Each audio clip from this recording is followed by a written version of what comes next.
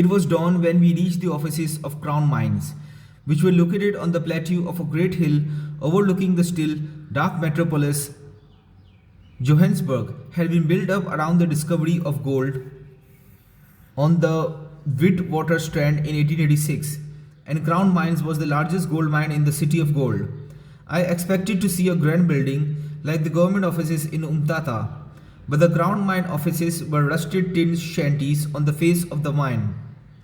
There is nothing magical about a gold mine, barren and pockmarked, all dirt and no trees. Fenced in on all sides, a gold mine resembles a worn-torn battlefield. The noise was harsh and ubiquitous. The rasp of shaft lifts, the jangling power drills, the distant rumble of dynamite, the barked orders.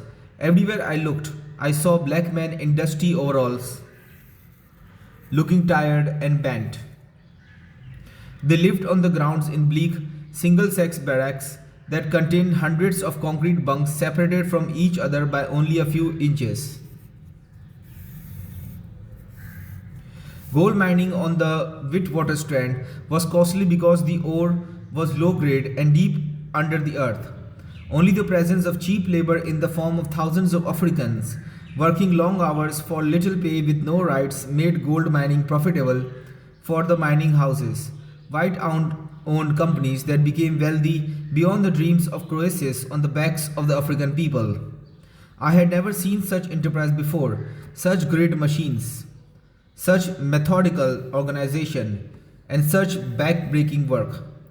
It was my first sight of South African capitalism at work, and I knew I was in for a new kind of education. We went straight to the chief induna or headman. Piliso was a tough old fellow who had seen life at its most pitiless. He knew about justice, as the regent had sent a letter months before making arrangements for him to get a clerical job, the most coveted and respected job in the mine compound. I, however, was unknown to him. Justice explained that I was his brother. I was expecting only justice. Piliso responded, "Your father's letter mentions nothing about a brother." He looked me over rather skeptically, but justice pleaded with him, saying it had simply been an oversight and that the regent had already posted a letter about me. Piliso's crusty exterior hid a sympathetic side, and he took me on as a mine policeman, saying that if I worked well, he would give me a clerical post in 3 months' time. The regent's word carried weight at Crown Mines. This was true of all chiefs in South Africa. Mining officials were eager to recruit labor in the countryside, and the chiefs had authority over the men they needed. They wanted the chiefs to encourage their subjects to come to the reef. The chiefs were treated with great deference. The mining houses provided special lodgings for them whenever they came to visit. One letter from the regent was enough to secure a man a good job, and Justice and I were treated with extra care because of our connection. We were to be given free rations, sleeping quarters, and a small salary. We did not stay in the barracks that first night. For our first few days, Piliso, out of courtesy to the regent, invited Justice and me to stay with him.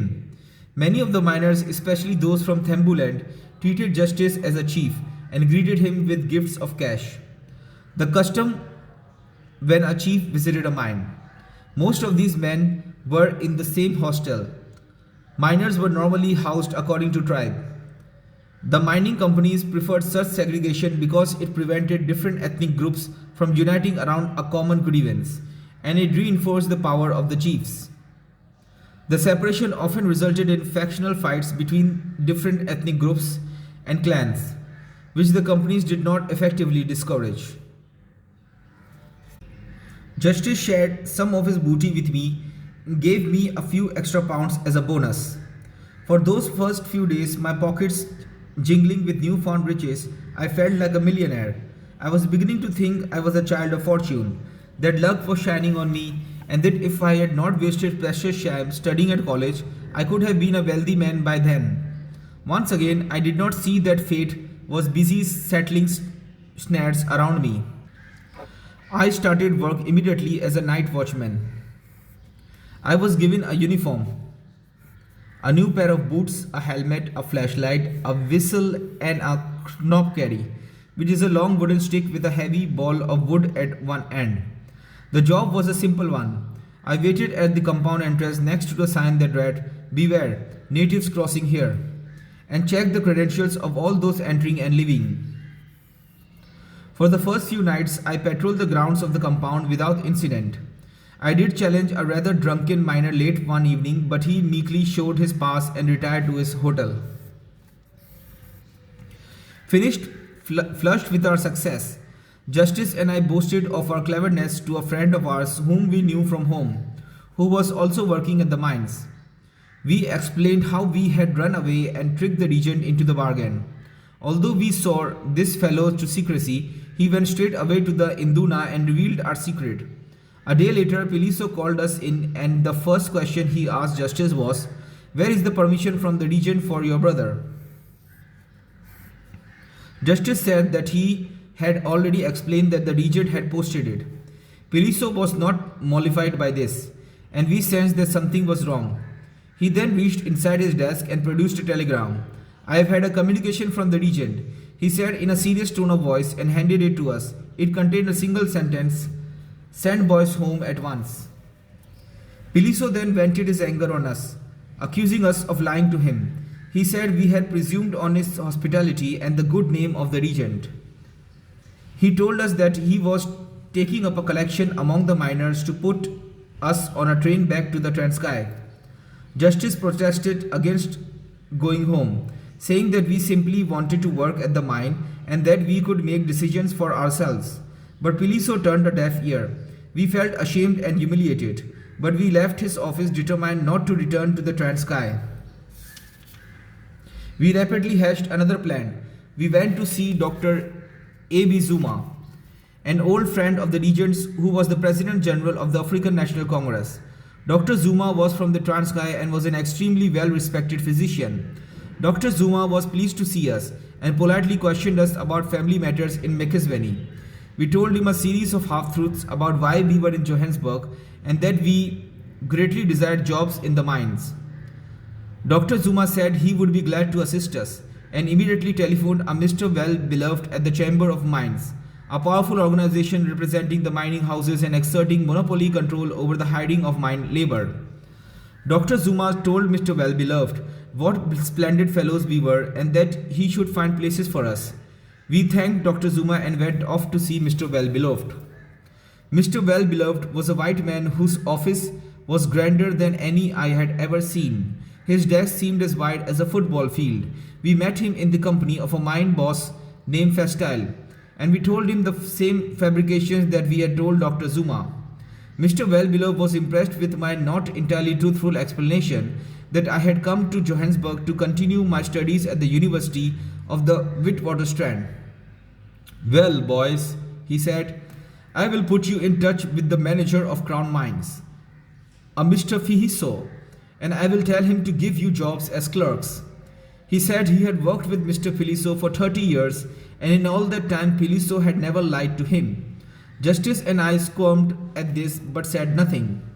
Despite some misgivings, we naively felt we had the upper hand with Mr. Piliso, now that we had his boss, Mr. Well-Beloved, on our side. We returned to the Crown Mine offices, where the white compound manager was considerate to us because of the letter we presented from Mr. Well-Beloved. Just then, Mr. Piliso passed by the office, saw us, and then stormed in. "You boys, you have come back," he said with irritation. "What are you doing here?" Justice was calm. "We have been sent by Mr. Well-Beloved," he replied, his tone bordering on defiance. Mr. Piliso considered this for a moment. "Did you tell him that you ran away from your father?" Piliso then countered. Justice was silent. "You will never be employed in any mine that I run," he yelled. "Now get out of my sight." Justice waved Well-Belowed's letter. "I don't give a damn about a letter," Piliso said. I looked to the white manager, hoping that he might overrule Piliso, but he was as still as a statue and seemed as intimidated as we were. We had no rejoinder for Piliso, and we sheepishly walked out of the office, feeling even more humble than we had on the first occasion. Our fortunes were now reversed. We were without jobs, without prospects, and without a place to stay. Justice knew various people in Johannesburg and he went into town to investigate a place for us to stay. In the meantime, I was to fetch our suitcase, which was still at Feliso's, and then meet Justice at George Gooch, a small township in southern Johannesburg later that day. I prevailed upon a fellow named Bikitha, whom I knew from home, to help me carry the suitcase to the front gate. A watchman at the gate stopped us both and said he needed to search the bag. Bikitsha protested, asserting there was no contraband in the suitcase. The watchman replied that a search was routine and he looked through the bag in a cursory way, not even disturbing the clothing. As the watchman was closing it, Bikitsha, who was a cocky fellow, said, "Why do you make trouble? I told you there was nothing there." These words irked the watchman, who then decided to search the case with a fine-toothed comb. I became increasingly nervous as he opened every compartment and probed every pocket. He then reached all the way to the bottom of the case and found the very thing I prayed he would not, a loaded revolver wrapped inside some of my clothing. He turned to my friend and said, "You are under arrest." He then blew his whistle, which brought a team of guards over to us. My friend looked at me with a mixture of consternation and confusion as they led him away to the local police station. I followed them at a distance, considering my options. The gun, an old revolver, had been my father's and he had left it to me when he died. I had never used it, but as a precaution, I had brought it with me to the city. I could not let my friend take the blame in my stead. Not long after he had entered the police station, I went inside and asked to see the officer in charge. I was taken to him and spoke as directly and forthrightly as I could. "Sir, that is my gun that was found in my friend's suitcase, and he inherited it from my father in the Transkei, and I brought it here because I was afraid of gangsters." I explained that I was a student from Fort Hare and that I was only in Johannesburg temporarily. The officer in charge softened a bit as I spoke and said that he would release my friend at once. He said he would have to charge me for possession of the gun, though he would not arrest me, and that I should appear in court first thing on Monday morning to answer the charge. I was grateful and told him that I would certainly appear in court on Monday. I did go to court that Monday and received only a nominal fine. In the meantime, I had arranged to stay with one of my cousins, Garlic McBickeny, in George Coach Township. Garlic was a hawker who sold clothing and had a small box-like house. He was a friendly, solicitous man, and after I had been there a short while, I told him that my real aspiration was to be a lawyer. He commended me for my ambition and said he would think about what I had said. A few days later, Garlic told me that was taking me to see one of our best people in Johannesburg. We took the train to the office of an estate agent in Market Street, a dense and rollicking thoroughfare with trams groaning with passengers, pavement vendors on every street, and a sense that wealth and riches were just around the next corner. Johannesburg in those days was a combination frontier town and modern city. Butchers cut meat on the street next to office buildings. Tents were pitched beside bustling shops, and women hung out their washing next door to high-rise buildings. Industry was energized due to the war effort. In 1939, South Africa, a member of the British Commonwealth, had declared war on Nazi Germany. The country was supplying men and goods to the war effort. Demand for labor was high, and Johannesburg became a magnet for Africans from the countryside seeking work. Between 1941, when I arrived, and 1946, the number of Africans in the city would double. Every morning, the township felt larger than it had the day before. Men found jobs in factories and housing in the non-European townships of New Clare, Martindale, George Gooch, Alexandra, Sophiatown, and the Western Native Township, a prison-like compound of a few thousand matchbox houses on treeless ground. Garlic and I sat in the estate agent's waiting room while a pretty African receptionist announced our presence to her boss in the inner office. After she relayed the message, her nimble fingers danced across the keyboard as she typed a letter. I had never in my life seen an African typist before, much less a female one. In the few public and business offices that I had visited in Umtata and Fort Hare, the typist had always been white and male. I was particularly impressed with this young woman because those white male typists had only used two slow-moving fingers to peck out their letters. She soon ushered us into the inner office, where I was introduced to a man who looked to be in his late 20s. with an intelligent and kindly face, light in complexion and dressed in a double-breasted suit. Despite his youth, he seemed to me an experienced man of the world. He was from the Transkei, but spoke English with a rapid urban fluency. To judge from his well-populated waiting room and his desk piled high with papers, he was a busy and successful man. But he did not rush us and seemed genuinely interested in our errand. His name was Walter Sisulu. Sisulu's office specialized in properties for Africans. In the 1940s, there were still quite a few areas where freehold properties could be purchased by Africans. Small holdings located in such places as Alexandra and Sophia Town. In some of these areas, Africans had owned their own homes for several generations.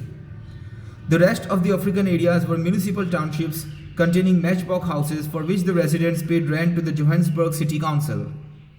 Sisulu's name was becoming prominent as both a businessman and local leader. He was already a force in the community. He paid close attention as I explained my difficulties at Fort Hare. My ambition was to be a lawyer, and how I intended to register at the University of South Africa to finish my degree by correspondence course. I neglected to tell him the circumstances of my arrival in Johannesburg. When I had finished, he leaned back in his chair and pondered what I had said. Then he looked me over one more time and said that there was a white lawyer with whom he worked named Lazar Sadulski, whom he believed to be a decent and progressive fellow. Sadulski, he said, was interested in African education. He would talk to him about taking me on as an articled clerk. In those days, I believed that proficiency in English and success in business were the direct result of high academic achievements, and I assumed as a matter of course that Sisulu was a university graduate. I was greatly surprised to learn from my cousin after I left the office that Walter Sisulu had never gone beyond standard 6. It was another lesson from Fort Hare that I had to unlearn in Johannesburg. It was another lesson. But in Johannesburg, I had been taught that to have a BA meant to be a leader, and to be a leader one needed a BA. But in Johannesburg, I found that many of the most outstanding leaders had never been to university at all. Even though I had done all the courses in English that were required for a BA, my English was neither as fluent nor as eloquent as that of many of the men I met in Johannesburg who had not even received a school certificate. After a brief time staying with my cousin, I arranged to move in with the Reverend J. Maputo of the Anglican Church at his home in English Avenue in Alexandra Township. Reverend Maputo was a fellow Thembu, a friend of my family, and a generous, God-fearing man. His wife, whom we called Gogo, was warm, affectionate, and a splendid cook who was liberal with her helpings. As a Thembu who knew my family, Reverend Maputo felt responsible for me. Our ancestors have taught us to share, he once told me. But I had not learned from my experience at Crown Mines, for I did not tell Reverend Maputo about the circumstances of my leaving the Transkei. My omission had unhappy consequences. A few days after I had moved in with the Maputos, I was having tea with them when a visitor arrived. Unfortunately, their friend was Mr. Festel, the induna at the Chamber of Mines, who had been present when Justice and I met Mr. Well-Beloved.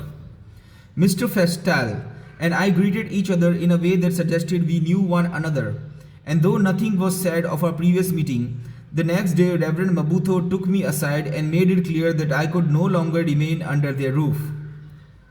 I cursed myself for not having told the whole truth. I had become so used to my deceptions that I lied even when I did not have to. I am sure that Reverend Maputo would not have minded, but when he learned of my circumstances from Festal, he felt deceived. In my brief stay in Johannesburg, I had left a trail of mistruths, and in each case, the falsehood had come back to haunt me. At the time, I felt that I had no alternative.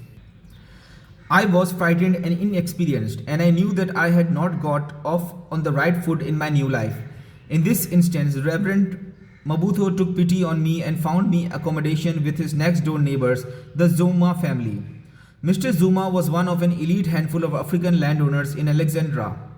His house, 46th 7th Avenue, was small, particularly as he had 6 children, but it was pleasant, with a veranda and a tiny garden. In order to make ends meet, Mr. Zuma, like so many other residents of Alexandria, rented rooms to boarders. He had built a tin roofed room at the back of his property, no more than a shack, with a dirt floor, no heat, no electricity, no running water. But it was a place of my own and I was happy to have it. In the meantime, on Walter's recommendations, Lazar Sadalski had agreed to take me on as a clerk while I completed my BA degree. The firm of Witskin, Sadalski and Edelman, one of the largest law firms in the city, handled business from blacks as well as whites. In addition to studying law and passing certain exams, in order to qualify as an attorney in South Africa, one had to undergo several years of apprenticeship to a practicing lawyer, which is known as serving articles. But in order for me to become articled, I first had to complete my BA degree. To that end, I was studying at night with UNISA, short for the University of South Africa, a respected educational institution that offered credits and degrees by correspondence. In addition to trying conventional law cases, Witskin, Sadalski and Edelman oversaw property transactions for African customers. Walter brought the firm clients who needed a mortgage. The firm would handle their loan applications and then take a commission, which it would split with the estate agent. In fact, the law firm would take the lion's share of the money, leaving only a pittance for the African estate agent. Blacks were given the crumbs from the table and had no option but to accept them. Even so, the law firm was far more liberal than most. It was a Jewish firm, and in my experience, I have found Jews to be more broad-minded than most whites on issues of race and politics. Perhaps because they themselves have historically been victims of prejudice. The fact that Lazar Sadalski, one of the firm's partners, would take on a young African as an article clerk, something almost unheard of in those days, was evidence of that liberalism.